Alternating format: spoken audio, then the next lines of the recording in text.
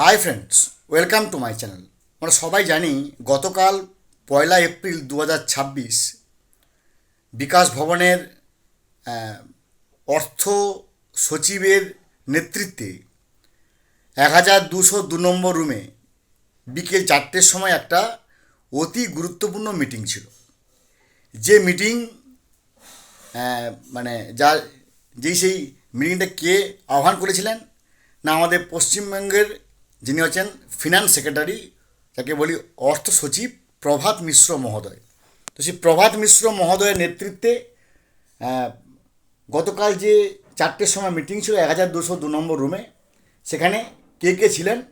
প্রাথমিক শিক্ষা সংসদের যিনি সভাপতি, মধ্যশিক্ষা পর্ষদের সভাপতি, উচ্চ মাধ্যমিক কাউন্সিলের সভাপতি, মাস এডুকেশন এক্সটেনশন অফিসের যে ডিপার্টমেন্ট তার পদাধিকারী যিনি ছিলেন সভাপতি, পুর ও নগর উন্নয়নের ডিপার্টমেন্টের যিনি সর্বময় কর্তা তিনি ছিলেন, পঞ্চায়েত কর্মীদের ডিপার্টমেন্টের যিনি সর্বময় কর্তা তিনি ছিলেন ওখানে, এবং তার সঙ্গে ছিলেন সংখ্যালঘু সেল অর্থাৎ মাদ্রাসার হাই মাদ্রাসা, সেই মাদ্রাসা বোর্ডের সভাপতি আর হাই মাদ্রাসা সভাপতি। এই সমস্ত শিক্ষক শিক্ষিকা বা পুর নগরায়ণ, পৌরসভা, পঞ্চায়েত, যে সমস্ত ডিপার্টমেন্ট, প্রত্যেকটা ডিপার্টমেন্টের সর্বময় কর্তাকে নিয়ে 1202 নম্বর রুমে প্রভাত মিশ্র মহোদয়ের নেতৃত্বে একটা হাই ভোল্টেজ মিটিং হয় 4টের সময়। বেশ, এই মিটিংয়ের নির্যাস নিয়ে আমাকে কাল থেকে অনেকে আমার ইউটিউবে চ্যানেলে বলছেন যে দাদা বা ভাই কী হলো ব্যাপারটা। শুনুন, যেহেতু আমরা অনলাইনের আমাদের ভিডিও প্রকাশ হচ্ছে, তাই সম্পূর্ণ না জেনে শুনে আমরা তো ভিডিও করতে পারি না। আমাদের খোঁজ খবর নিতে হয়। আমাদের যে সাপোর্টেড নিউজ সেন্টার, যেখান থেকে আমরা খবর পাই বা খবর পাওয়ার চেষ্টা করি, সেটা সাধারণত বেশিরভাগ ক্ষেত্রেই ঠিক হয়। দু একটা ক্ষেত্রে হয়তো আমরা মিসলিডিং হতে পারি। তো আজকে এই ভিডিওর মধ্যে দিয়ে আমি জানাতে যাচ্ছি যে কী সেই মিটিংয়ে কী কী হলো। আসুন, তো তার আগে আরও একবার অনুরোধ করবো, দয়া করে আপনারা আমার চ্যানেলটা সাবস্ক্রাইব করবেন, লাইক করবেন, কমেন্ট করবেন, শেয়ার করবেন, কারণ এত পরিশ্রম করে নিশ্চয়ই আপনার কাছ থেকে একটা সাবস্ক্রিপশন আশা করতেই পারি। তো প্রভাত মিশ্র মহোদয় মিটিংয়ের শুরুতে প্রত্যেকটা ডিপার্টমেন্টের যে সর্বময় কর্তাকে ধন্যবাদ জানান। ধন্যবাদ জানিয়ে সবার কাছ থেকে মত বিনিময় করেন। মত বিনিময় করার পরে গ্র্যান্টি নেট ডিপার্টমেন্টের সমস্ত শাখার সভাপতিগণ বা সর্বময় কর্তাগুলা এসেছেন কি না সেটা প্রথমে তিনি মিলিয়ে নেন, এবং তিনি সন্তুষ্ট হন যে প্রত্যেকটা ডিপার্টমেন্টের সর্বময় কর্তা সেখানে উপস্থিত ছিলেন।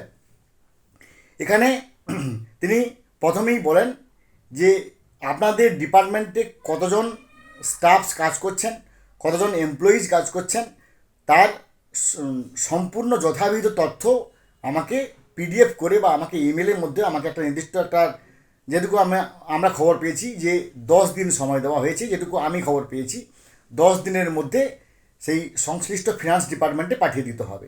তখন এই কথার পরিপ্রেক্ষিতে কোনো না কোনো একজন ওই সম্ভবত মাস এডুকেশন এক্সটেনশন ডিপার্টমেন্টে যিনি ছিলেন তিনি বলছেন যে এই রিপোর্ট তো আগে জমা দেওয়া হয়েছে, তাতে প্রভাত মিশ্র মহোদয় অর্থাৎ ফিনান্স সেক্রেটারি প্রভাত মিশ্র মহোদয় তিনি এটাকে গুরুত্ব না দিয়ে বললেন যা দেওয়া হয়েছে আবার দিতে হবে।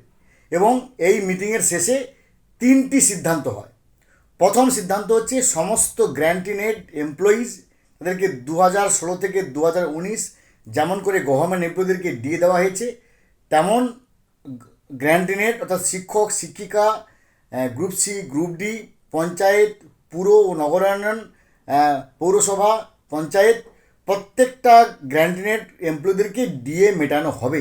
এটা প্রথম সিদ্ধান্ত হয়েছে। অর্থাৎ আমরা এক প্রকার নিশ্চিন্ত হয়ে গেলাম বা নিশ্চিত হয়ে গেলাম যে ডিএ আমরা পাবোই, কারণ ফিনান্স সেক্রেটারি প্রভাত মিশ্র মহোদয় প্রথম তার রেজলিউশন দিয়েছেন যে ডিএ মেটানো হবে, প্রথম কথা।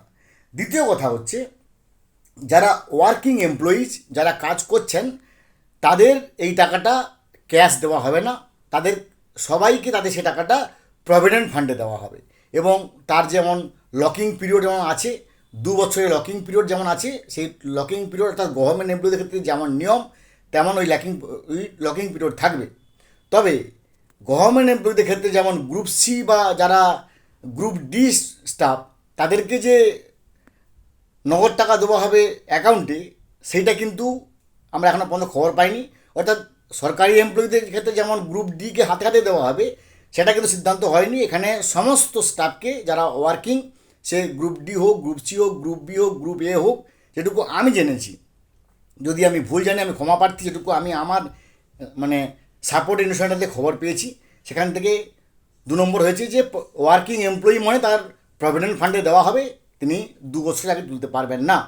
আর 3 নম্বর হয়েছে যারা পেনশন হোল্ডার্স, তাদেরকে ডিয়ারনেস রিলিফ তাদেরকে অ্যাকাউন্টে দেওয়া হবে। এই 3টে রেজলিউশন হয়েছে।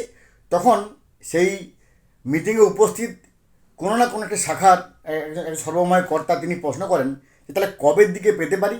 এই প্রশ্নে কিন্তু প্রভাত মিশ্র মহোদয় খুব একটা বেশি সন্তুষ্টি বা খুব একটা বেশি তিনি গুরুত্ব আরোপ করেননি।